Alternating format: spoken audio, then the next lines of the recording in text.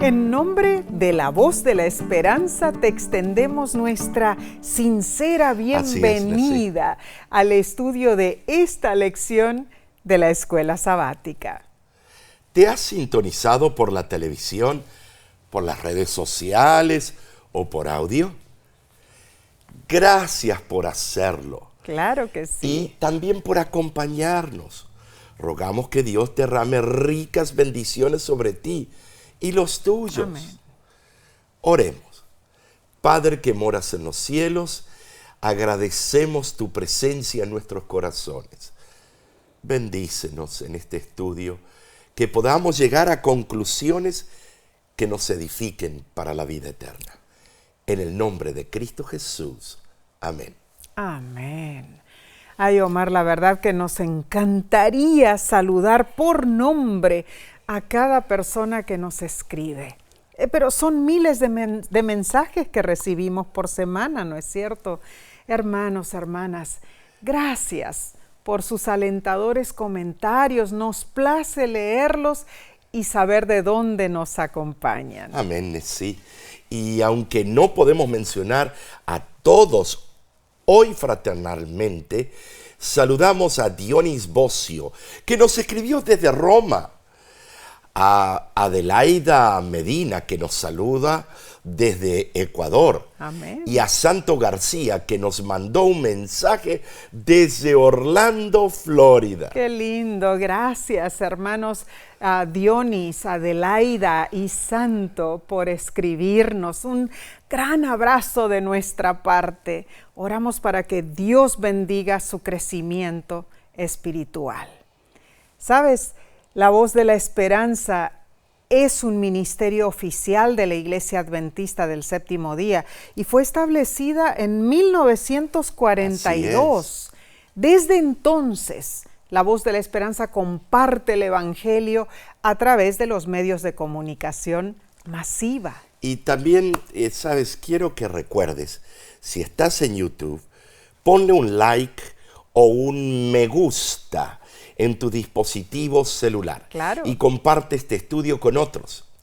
Esa es una manera de apoyar el ministerio de la Voz de la Esperanza. Amén, amén. Bien, repasemos entonces la lección número 4 para el 25 de julio 2026, titulada El pecado en la iglesia. Algunas de las preguntas que abordaremos son: ¿por qué debemos tratar el problema del pecado en la iglesia? ¿Y cómo evitamos convertir una acción contra el pecado en una vendetta personal contra alguien?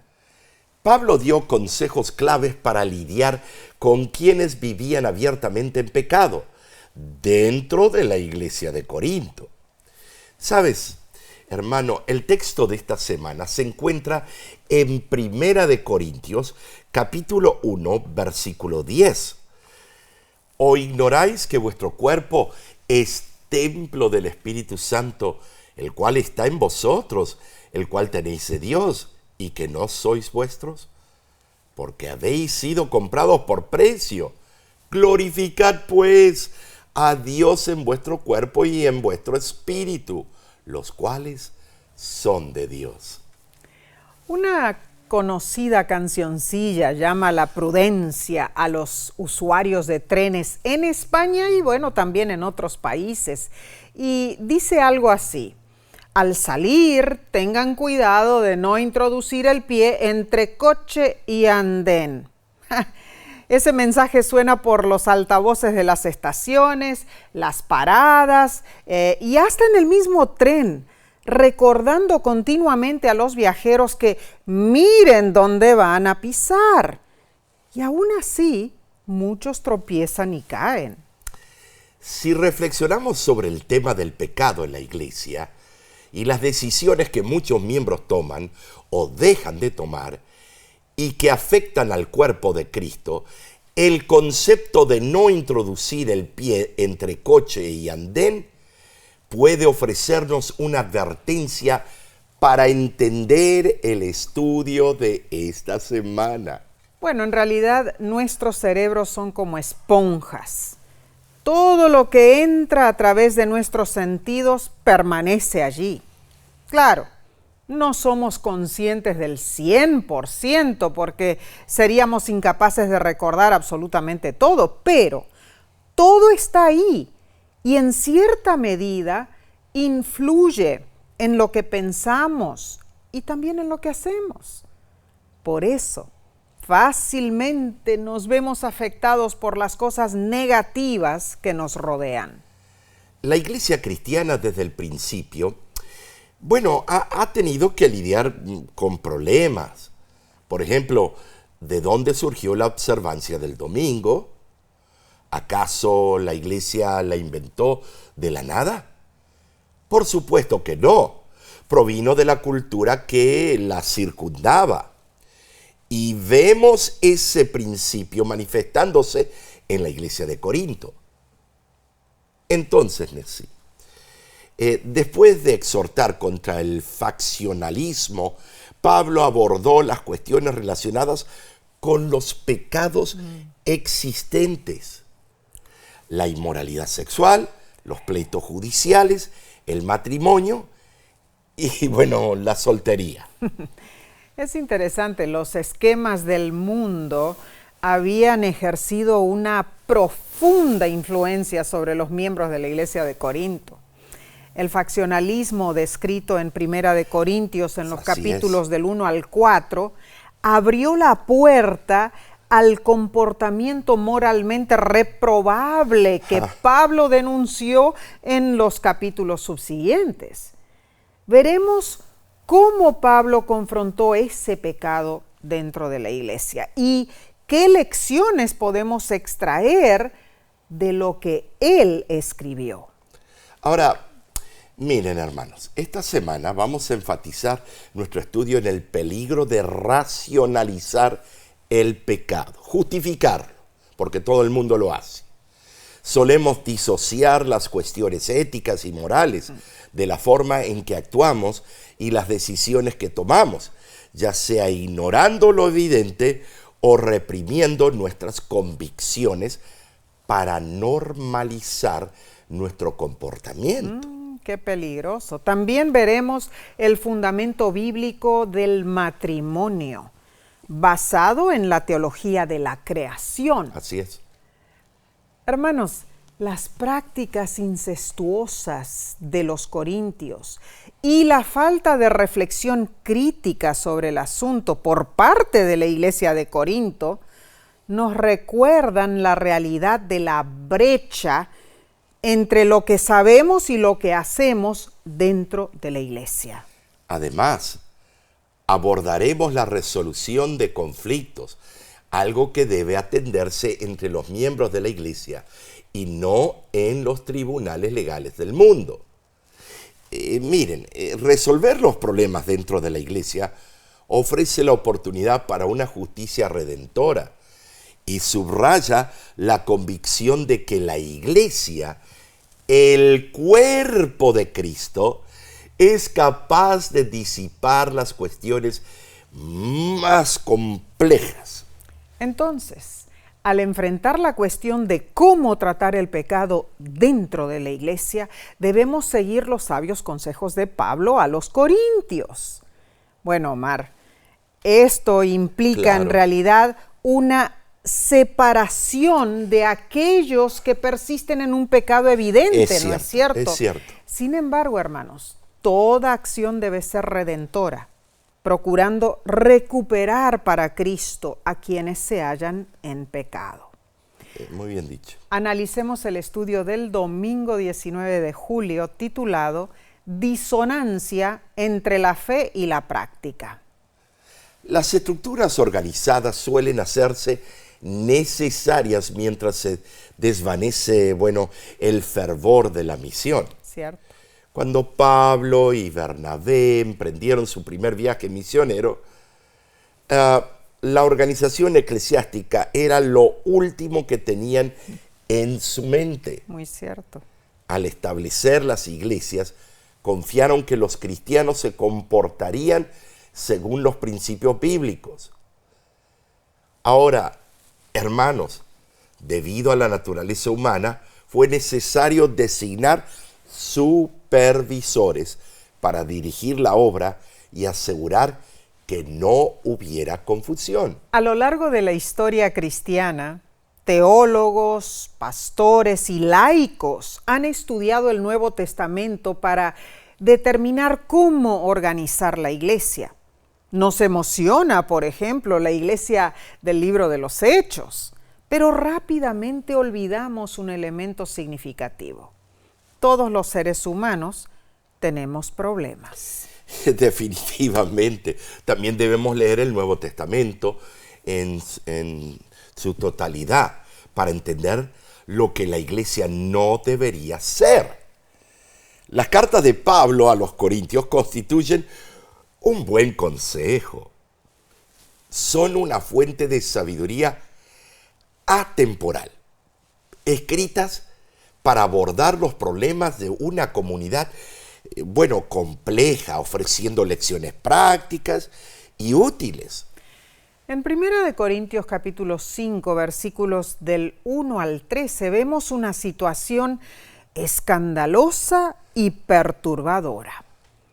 Pablo recibió el informe, pero el asunto pecaminoso lo sabían todos los creyentes, quienes no lidiaron con el culpable, y eso era reprensible.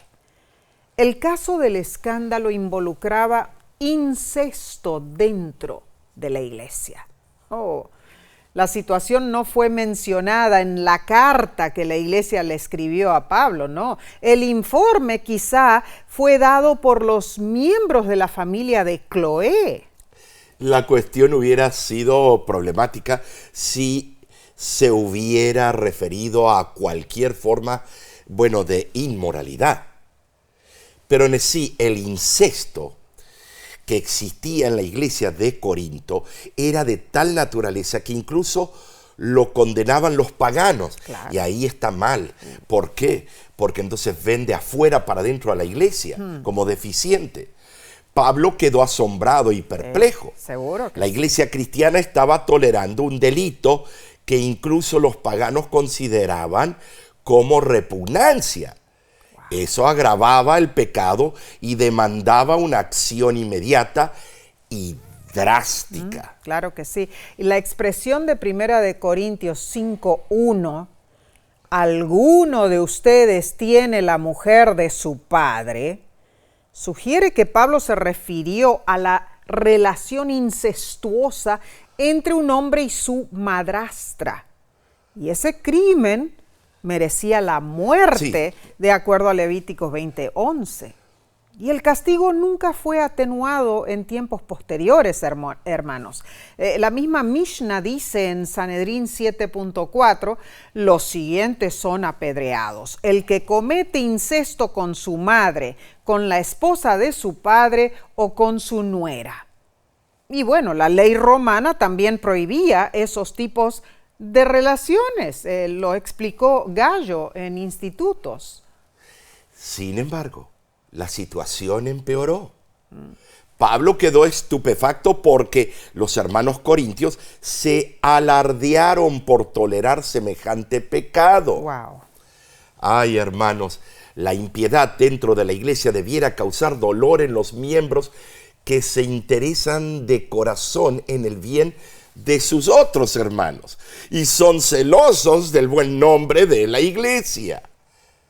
Los miembros que son rectos y fieles deploran los males prevalecientes en su congregación y no pueden estar felices cuando un hermano de la iglesia se descarría y cae en un grave pecado.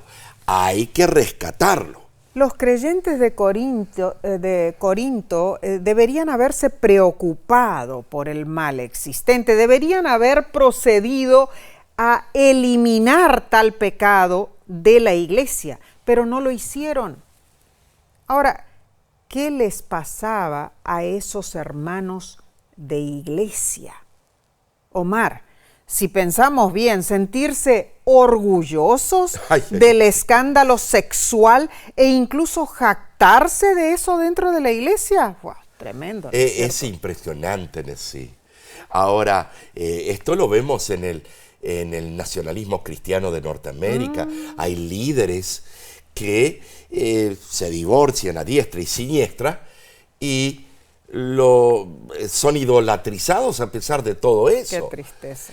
Pablo sintió que eso era demasiado para soportar y se propuso a censurar no solo a quienes cometían la inmoralidad, sino también a la iglesia debido a su aparente disonancia entre la fe y la práctica. El apóstol especificó que la actitud indulgente de la iglesia hacia una persona incestuosa exigía una corrección. Ahora, las medidas disciplinarias, hermanos, deben aplicarse solo con motivos correctos. Los miembros de iglesia nunca deben proceder contra un hermano culpable movidos por la ira, el orgullo, la venganza o los partidismos. No, por lo contrario, debe siempre haber amor y compasión hacia el pecador, siempre cuidando para que otro no caiga en el mismo error. Muy bien dicho, Nessie. Y aún así, una persona que vive en inmoralidad debe ser apartada de la iglesia.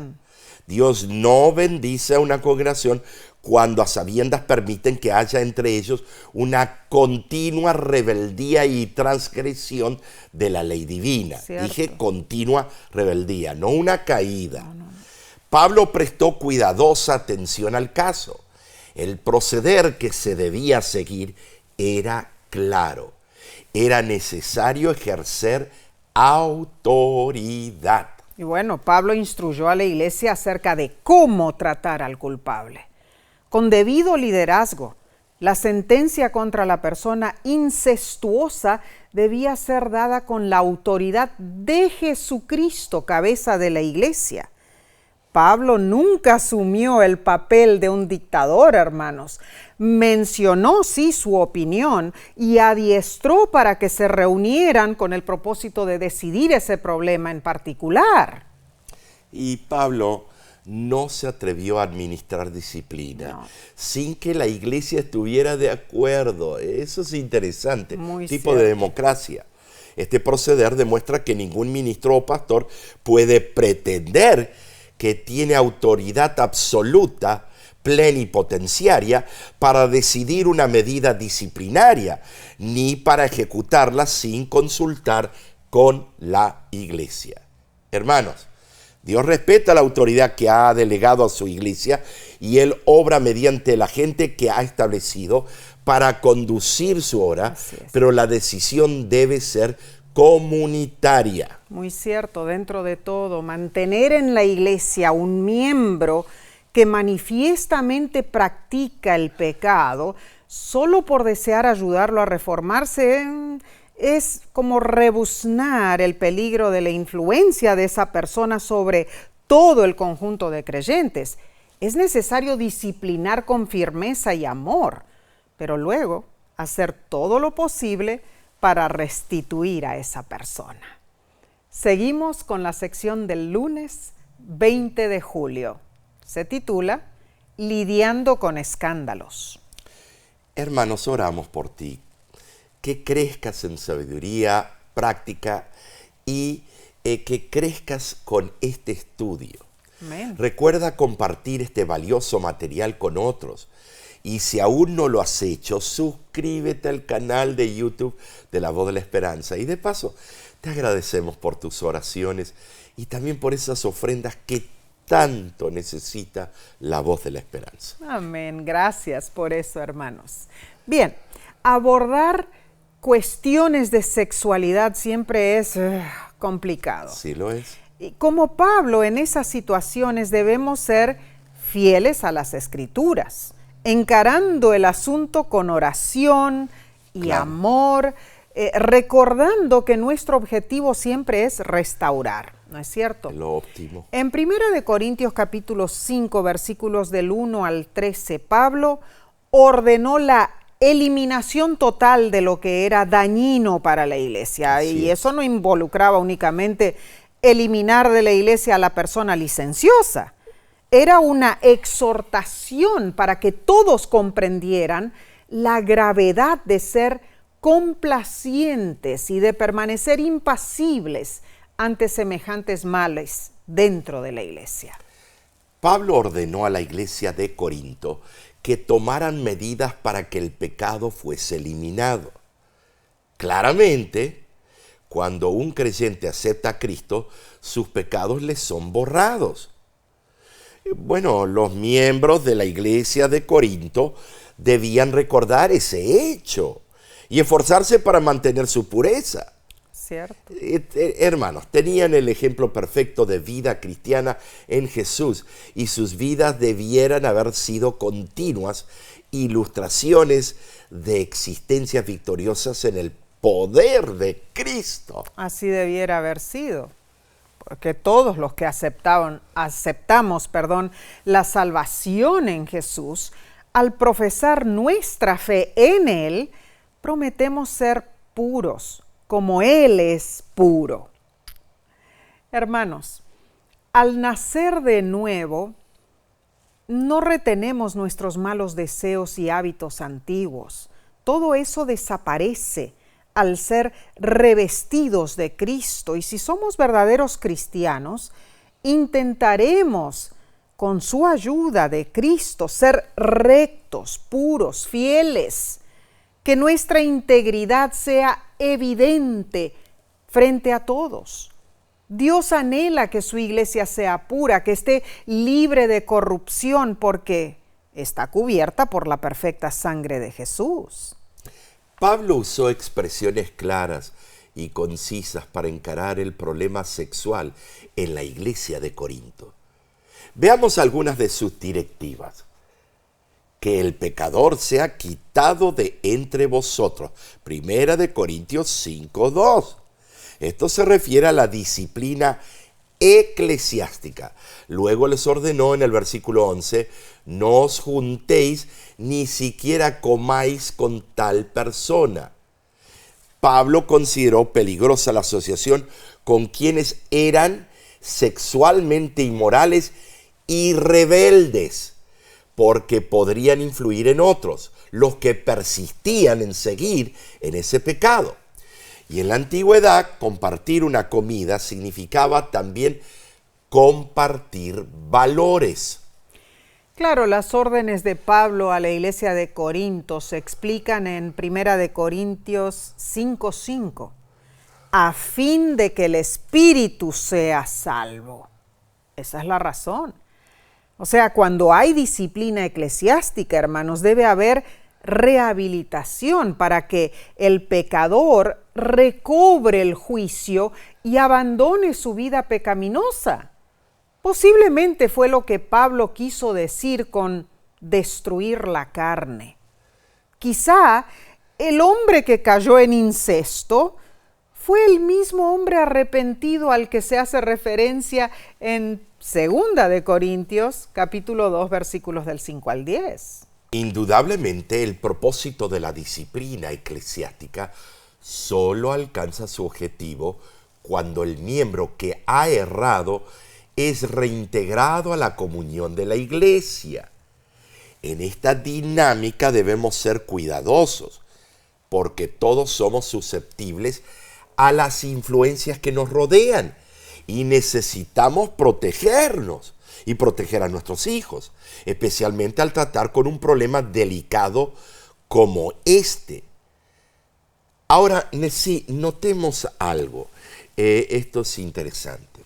Dios no desea que nos expongamos a la corrupta influencia de rebeldes pecadores. La palabra clave es rebeldía, continuidad en el pecado, lo hace a sabiendas. Pero no nos prohíbe que les hablemos, porque ellos también merecen redención. No seamos también vengativos. Aún así, debemos evitar mantener estrechas relaciones de amistad con aquellos que persisten a hacer el mismo comportamiento. No podemos, porque tarde o temprano se filtra y entra por los poros de la piel. Ahora, por otro lado, sí es necesario mantener cierto contacto con los no creyentes, Claro. a fin de alcanzarlos con el Evangelio, Por ¿no es supuesto. cierto? Jesús, al orar por sus discípulos, aclaró que su pueblo permanece relacionado con el mundo incrédulo que lo rodea, pero que no debe participar de las cosas del mundo. Definitivamente, mientras vivimos aquí, estaremos relacionándonos con pecadores impenitentes que no entienden Es cierto. la terrible naturaleza de las malas prácticas.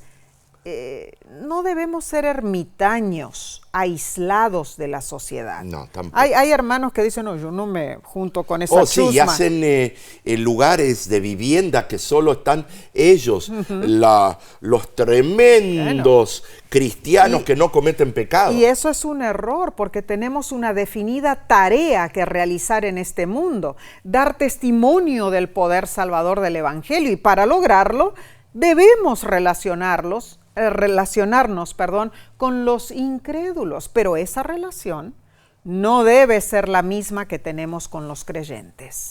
Una antigua historia relata que un grupo de marineros cuestionó a un anciano creyente que trabajaba en los muelles más corruptos de la ciudad. Le preguntaron, ¿cómo puedes trabajar en medio de tanta maldad y tentación y tu fe sigue intacta? El anciano sonrió, tomó un cuenco de agua y un pequeño barco de madera, sumergió el barco completamente en el agua y luego lo sacó. El barco estaba completamente seco por dentro. Wow. El anciano explicó, el barco está diseñado para navegar. El problema no es que el barco esté en el agua, sino que el agua entre en el barco. Así es mi vida. Vivo y trabajo en este mundo, pero cuido mi corazón para que el mundo no entre en él. Tremendo. Tremendo ¿no es cierto? ejemplo. La verdad que sí. Y bueno, hermanos, debemos seguir el ejemplo de Jesús. Él andaba entre la gente de este mundo, visitaba los hogares, participaba de su hospitalidad, se relacionaba con la gente para ministrar a sus necesidades, pero les impartía el conocimiento de Dios y les ofrecía salvación. Ese debe ser el constante propósito de la relación que tengamos con los incrédulos. Amén.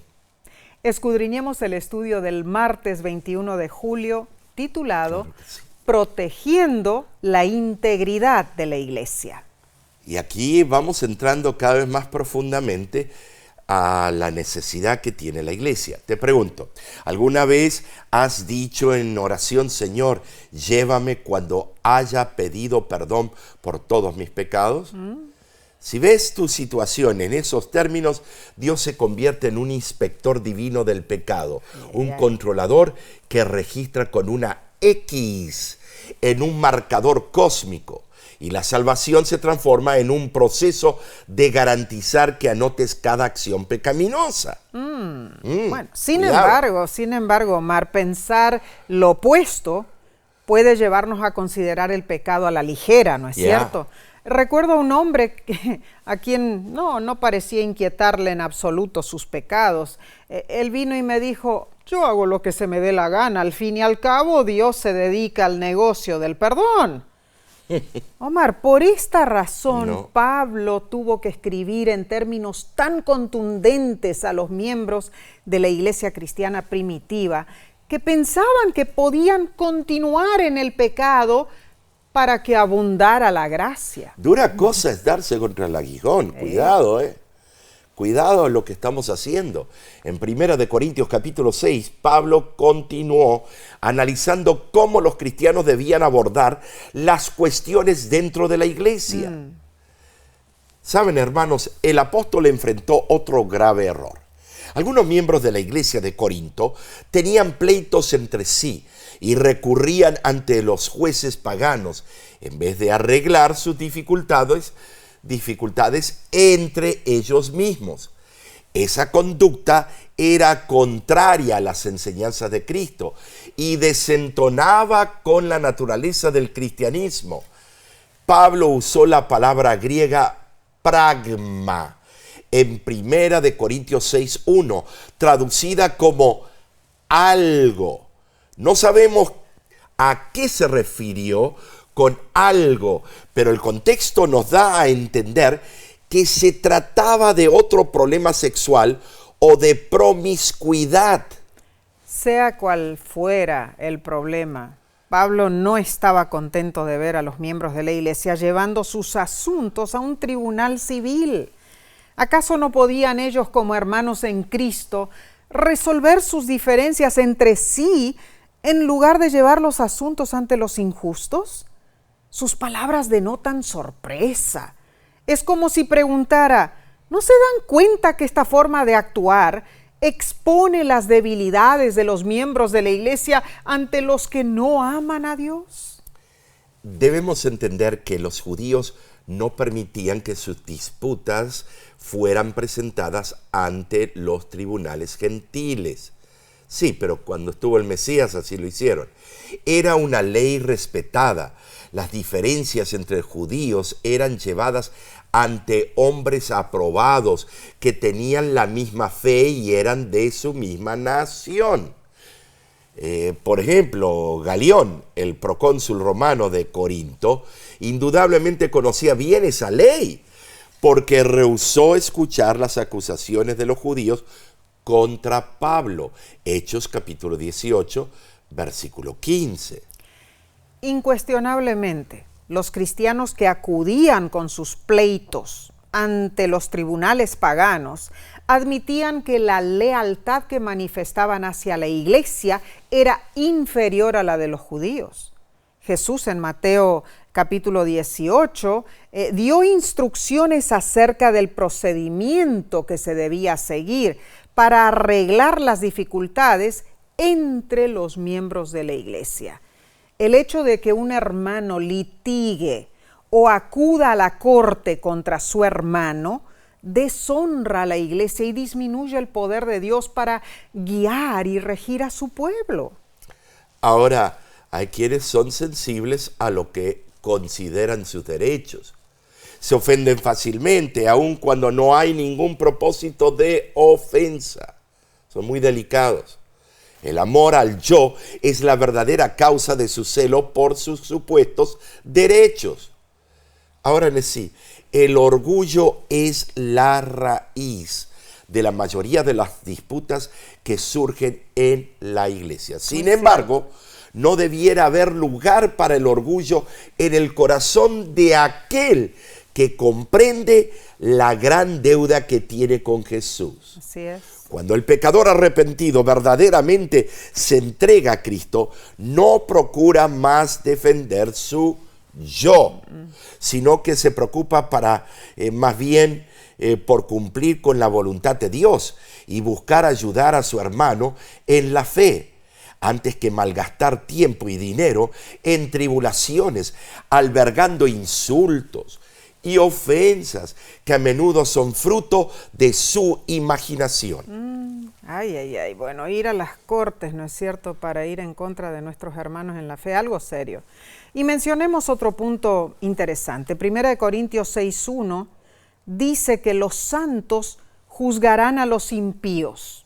Hermanos, si a eso llegaremos, como hijos de Dios ahora, debemos ser sabios para encarar nuestros problemas entre hermanos en la fe.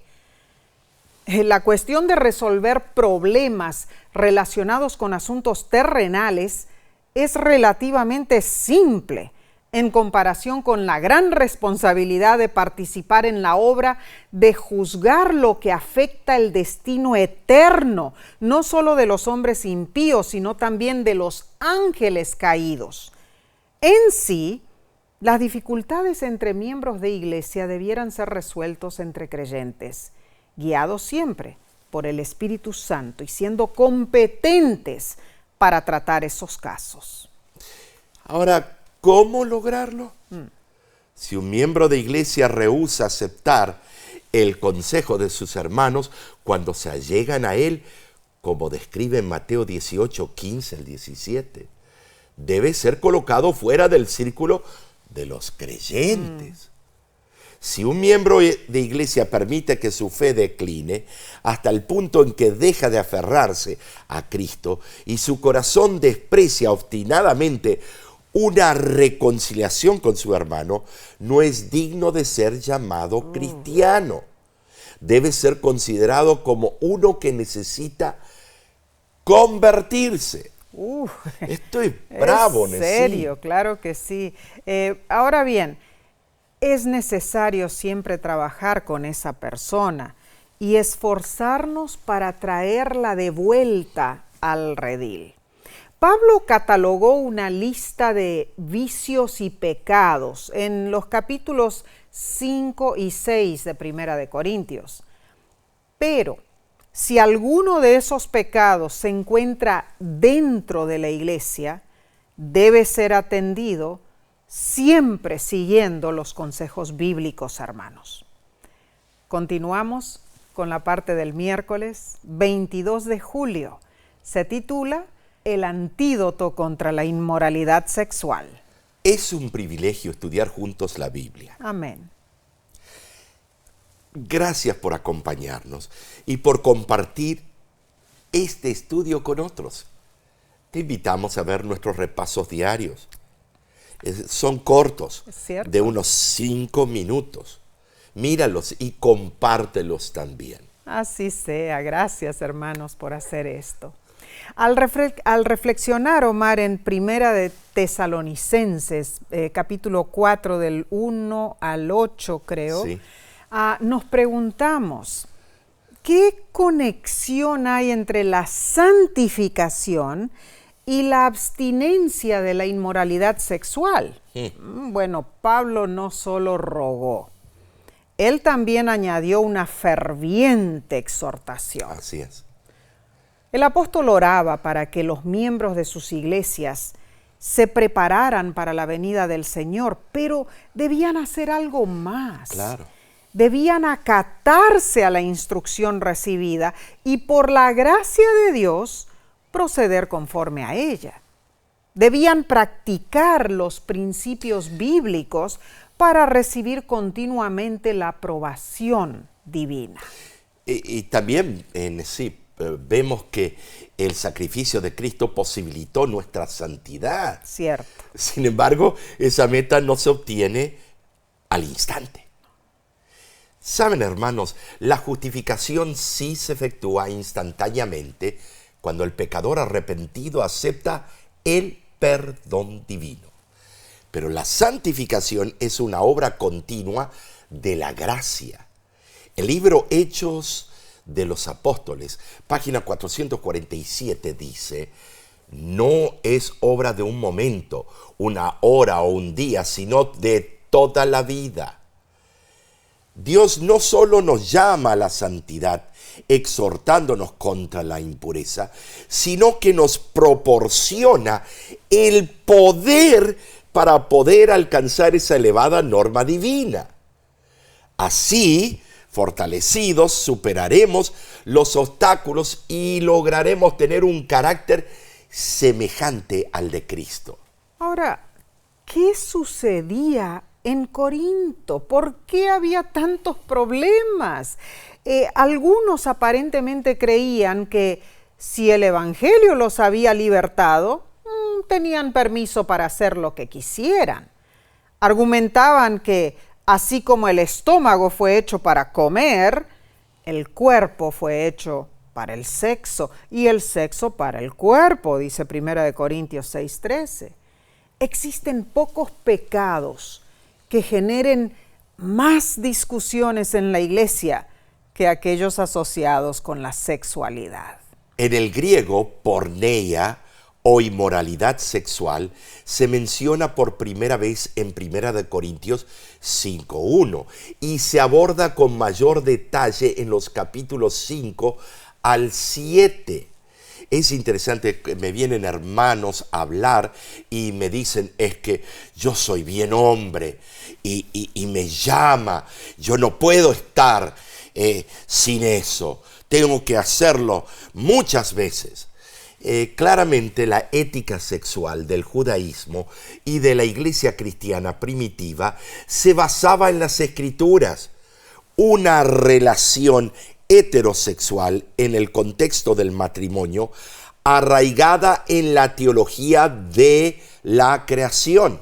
Evidentemente, los ciudadanos de Corinto tenían un concepto más laxo de la ética sexual. Sin embargo, incluso ellos se habrían horrorizado ante la relación sexual entre un hombre y la esposa de su padre. La terminología griega empleada sugiere que esa mujer no era la madre biológica del pecador, sino su madrastra. Y eso constituía una grave violación de la moral. Interesante, porque en estos tiempos eso no es igual. Hay matrimonios por todas partes de que las nueras, cuando muere su esposo, a veces se casa con el suegro. No lo ven igual, pero Dios lo ve de forma diferente. Pablo apuntó ese acto como una tergiversación de la libertad cristiana.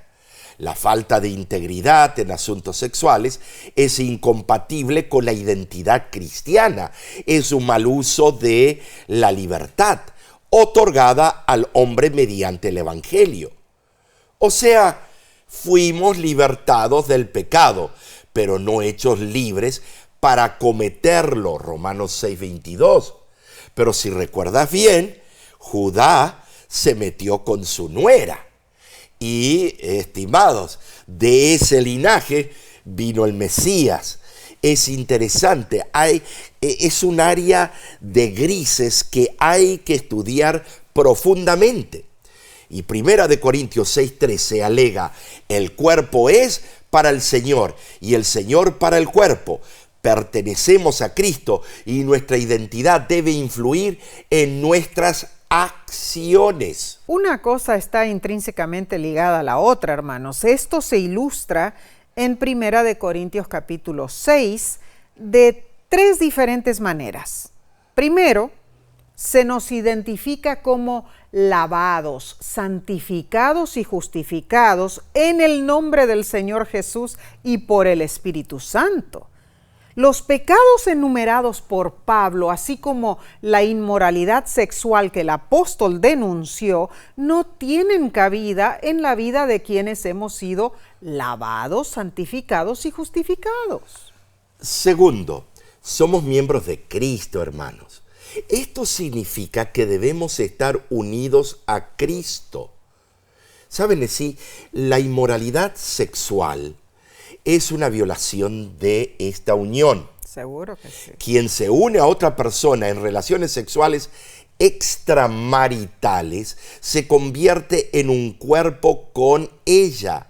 Y 1 Corintios 6:16 así lo afirma, y deja a un lado a Cristo.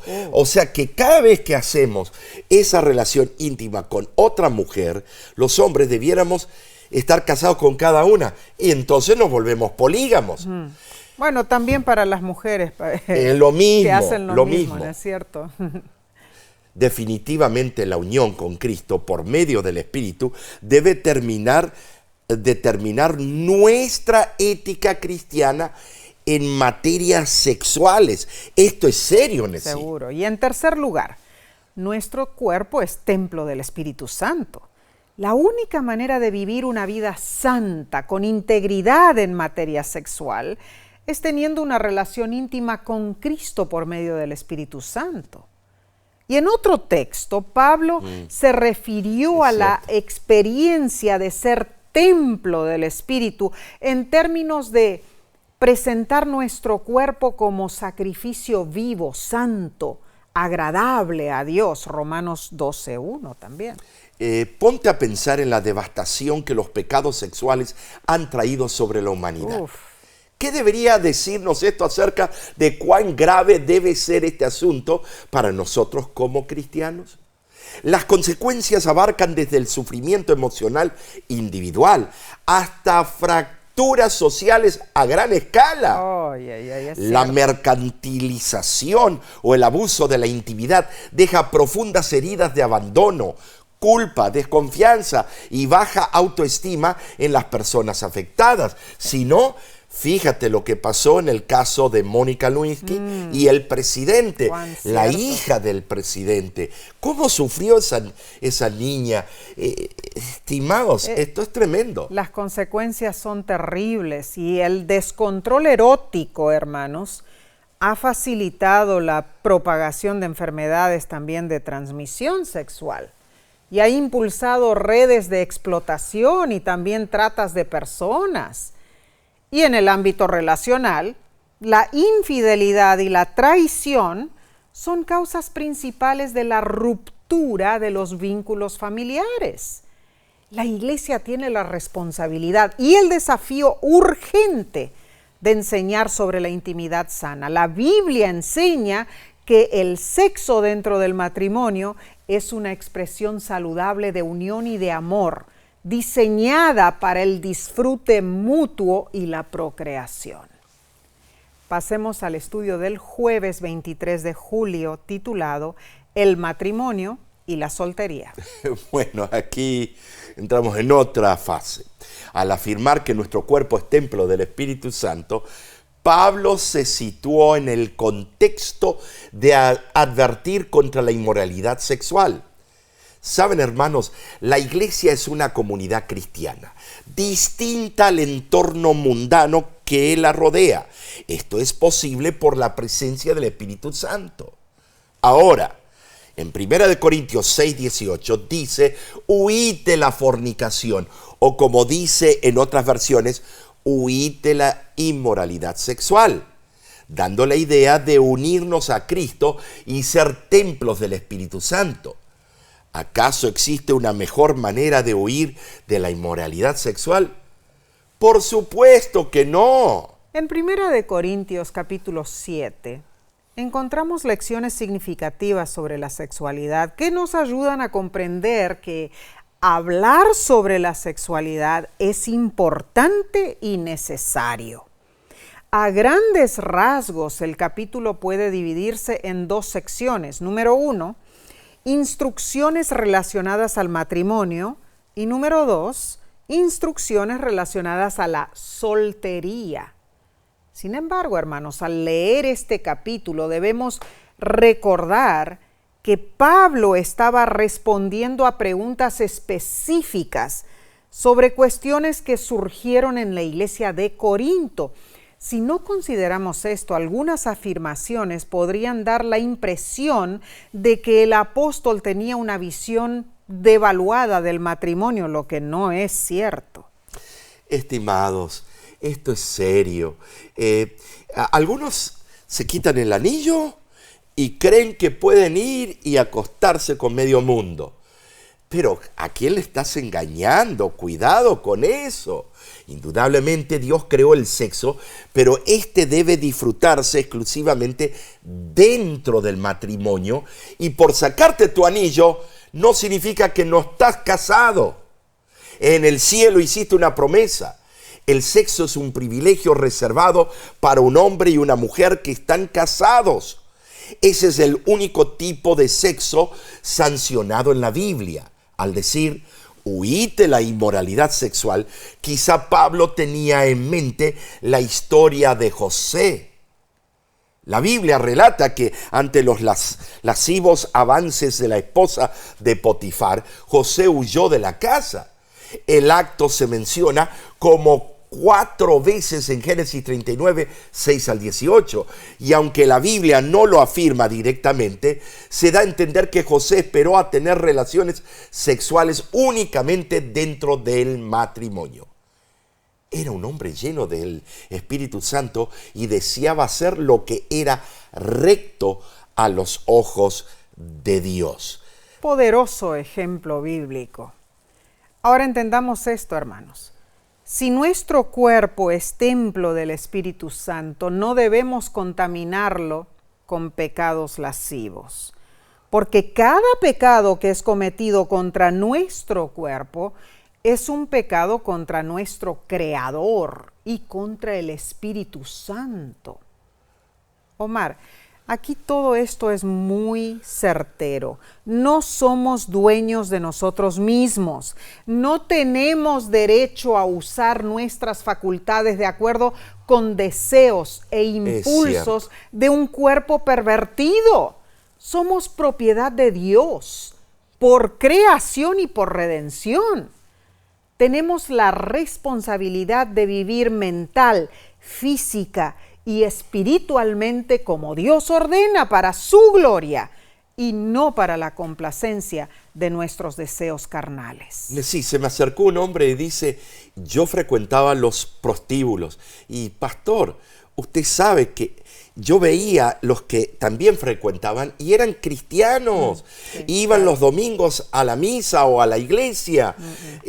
Pastor, bueno, Dios nos asigna un valor muy elevado, según comprobamos con el precio infinito que Él pagó por nuestra redención. Su sacrificio revela la importancia de cada ser humano. Jesús habría venido a la tierra y dado su vida, incluso si hubiera habido un solo pecador. Somos redimidos por su amor y estamos moralmente obligados a vivir solamente para Dios. Amén. Y a huir de toda forma de libertinaje. Bueno, esta lección es seria y fuerte. La lección del viernes, hermanos, menciona que además de caer bajo la tentación de la inmoralidad sexual, varios creyentes en Corinto manifestaban un deseo de obtener aprobación cultural, algo que puede ser muy peligroso para la identidad cristiana. El devocional a fin de conocerle para el 28 de octubre dice: en los mundanos se espera ver liviandad, vulgaridad, vanidad, inmoralidad, chanzas y bromas, pero estas cosas ni siquiera deberían nombrarse entre vosotros que habéis resucitado con Cristo. Bueno, entonces, Dios busca elevarnos a su alto, puro y celestial estándar. Amén. Nuestras tendencias pecaminosas deben ser corregidas por el Espíritu Santo para que no alberguemos en nuestra alma semillas de la muerte moral. Abundante bendición hemos recibido. Resumamos con este repaso. Sinteticemos. Número 1. Tolerar delitos en la iglesia agrava el pecado y demanda una acción inmediata y decisiva. Número 2. Dios anhela que su iglesia sea pura, libre de corrupción, porque está cubierta por la perfecta sangre de Cristo Jesús. Número 3. Las dificultades entre miembros de iglesia deben ser resueltas entre creyentes, guiados por el Espíritu Santo. Número 4. El antídoto contra la inmoralidad sexual es la santificación, una obra continua de la gracia divina. Y número 5. Debemos huir de la inmoralidad sexual porque nuestro cuerpo es templo del Espíritu Santo. Más allá del pecado en la iglesia, esta lección nos permitió aprender a encararlo con la ayuda de Dios. Amén. Y seguiremos estudiando esta deslumbrante temática. La próxima lección incluirá otros detalles y consejos importantísimos. Se titula Todo para la gloria de Dios. Acompáñanos nuevamente, sintonízanos por este mismo medio y estudiemos juntos. Asimismo, conéctate este viernes. El tema que el pastor Grieve nos presentará lleva por título El buen pastor me conoce. Bueno, Cristo Jesús sabe de dónde vienes, hacia dónde vas, qué es lo que necesitas. Amén. Él te conoce. El problema es que tú tal vez no te dejas conocer. O no quiero que me conozca porque tengo algunas cosas escondidas. No te pierdas este tema. Claro que no. Bien, gracias por estudiar semanalmente con nosotros. Gracias también, sinceramente apreciamos tu apoyo financiero a La Voz de la Esperanza y tus oraciones. De nuestra parte, oramos por ti y los tuyos. Dios te bendiga y te guarde. Dios haga resplandecer su rostro sobre ti. Amén. Y tenga de ti misericordia. Dios alce sobre ti su rostro y ponga en ti paz.